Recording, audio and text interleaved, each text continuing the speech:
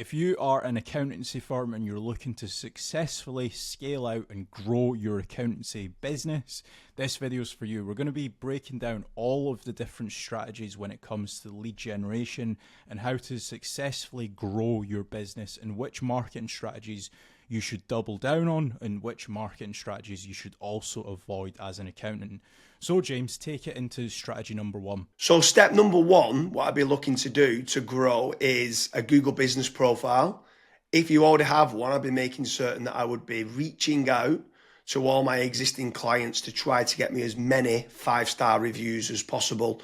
It's a great way, a Google business profile, to generate more leads. There's obviously getting citations and doing Google business profile posts and uploading photos on there. So that's definitely step one that I would be doing to try to generate more local leads. So step number two, this is kind of to bolster on to your actual Google business profile, is I would be creating dedicated service pages for each of your individual services as SEO optimized pages on your website.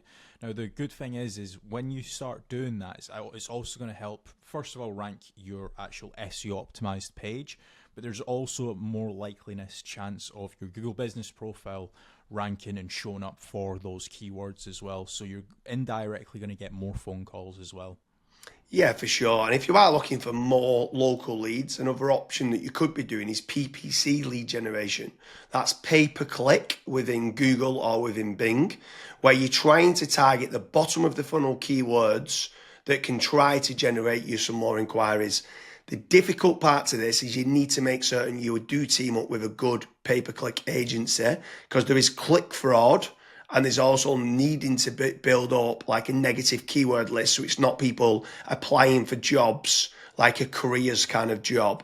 So PPC can work well, but it can, in the wrong hands, you can waste a lot of money, but it's another way of generating local leads. Yeah. And then after that, you've also got like meta ads as well. So like Facebook, Instagram, where the next time when somebody goes on to Facebook, they might be scrolling, they might see your ad.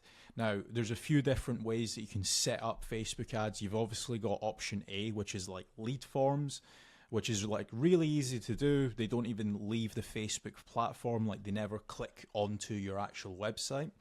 Now, the issue with lead forms is that the quality might not be great, but you can obviously add more questions in to try and up that quality of the actual lead. Then you've also got conversion ads as well, where that actually gets sent through to your website, and then they fill out the contact form to you or on your website as well. So you've got a couple different options there that you can do. Yeah, for sure. And then another way to grow more local leads could be organic social media. So posting regularly on Facebook, on Twitter, on YouTube, on Pinterest, on Instagram. There's lots of different platforms out there that you can be trying to get there. Reddit's quite big nowadays. In Quora, it's quite big. If people have got questions and you can answer it. So organic social media is another great way to be generating more local leads for your business. With organic social media, I would say that it's more of like a volumes game. So you want to try and make certain that you're constantly uploading, whether it's, for example, a daily schedule or a weekly schedule. You might say, okay, I want to try and upload 5 videos a week, and you should just try and stick to that, especially when it comes to like algorithms like YouTube and Twitter and stuff.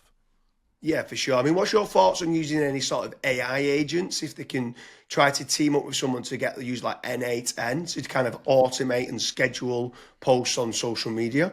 Like, what's your thoughts on that, of using trying to leverage artificial intelligence? It's all the rage nowadays for trying to generate more leads. Would you try to team up with like an AI consultant to set that up? Yeah, so I mean, you can definitely go down that route where you're setting up AI agents to potentially crop up some videos and auto-publish to YouTube, Facebook, Twitter and stuff.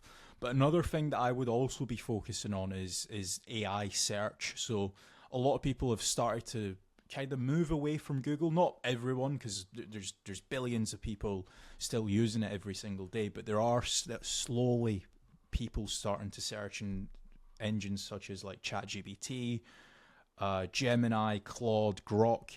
And if your brand isn't actually showing up in any of those, you will have a little bit of an issue showing up and get generating leads on those search engines as well. So that's another thing that I would be focusing on as a company. Yeah, and also if you're looking for more business leads in the local area, something else that I would definitely be looking to do is team up with some of the tradespeople websites. So you've got certain ones like Checker Trade, you've got Bark, you've got Builder Builder, you've got Trust the Trader, you've got Rated People. All these different platforms can generate you more local leads. What I would say is making certain you're tracking your KPIs to see what return on investment that you're getting. You should be tracking not only the cost per lead, but the cost per acquisition and how much is that getting you on a return on investment. But tradespeople websites like those platforms can work very well. I would say make certain you check out the links in the description because we do quite a lot of different videos in comparing Checker Trade with Fatrank or Bark with Fatrank, Rated People with Fatrank, Builder Builder with Fatrank.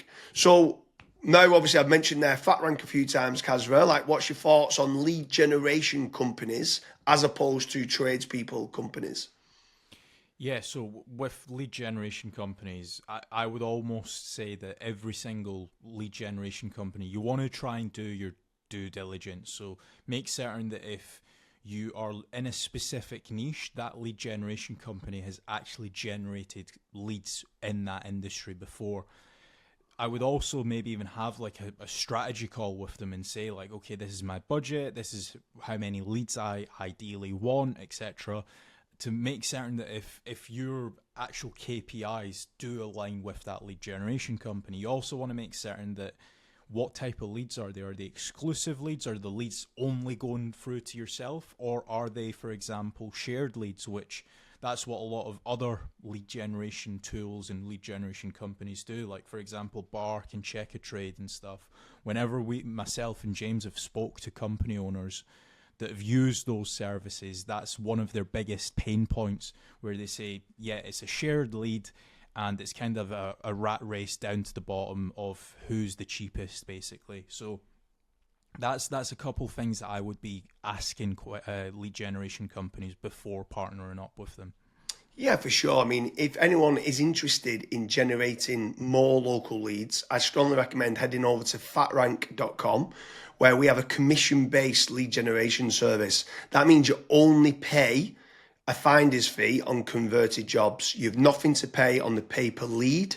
You have nothing to pay until you get paid, until you convert that job on a pay per sale basis and you've completed the job and been paid. That's when you only have to pay fatrank.com. So head on over to fatrank.com to see whether you qualify. But I want to kind of expand a little bit further, right? So what is your thoughts on inbound lead generation versus outbound lead generation? So I always prefer inbound. The conversion rate of not just getting the lead, but the lead actually converting into a paying customer, into money coming into your business bank account is a lot higher. The last stat that I saw for that was something like 16.1% end up converting into a paying customer, as opposed to 1.4% when it's a outbound lead. Yeah, that's pretty So crazy. That's like a 12, but yeah, it's 10, yeah, 12 times more conversion. yeah, Like, it's exactly. crazy how much more conversion that is. You need to do a lot of volume for kind of outbound, whether it's cold calling or cold email or like LinkedIn Sales Navigator and stuff like that. And sometimes you just need a lot more staff to do it as well. And people sometimes don't. They're looking at the cost going, I want to generate free leads. And they're like they think they're generating free leads, but they still cost of like the email sending, still cost of then the sales team try to convert them and stuff like that. So yeah, I completely agree with you that inbound leads is so much better than kind of outbound leads. But when what's your thoughts then on some people ask the question that come through that want local leads and then they talk about are these real-time leads? Like, is real-time leads very important to get? So as soon as they inquire, it comes through to you straight away. Yeah, it's very important. I think the last stat that obviously we this was internally that we saw was if you are able to get a real time lead, it converts 60% higher than was it 60 or 65%? 60, It was I think like 63% higher. And right. when we got the KPIs down, it was like trying to respond in under a minute, and it was like, what?